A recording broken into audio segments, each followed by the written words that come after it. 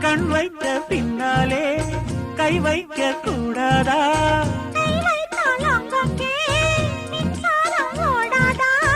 என்னென்ன ஆனால் என்ன அவள் கொண்ட போது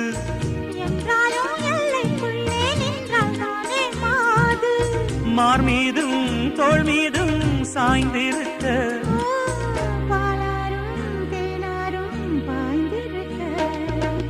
உன்னை வனத்து குயிலே நீ என்னை நினைத்து இசை பாடு.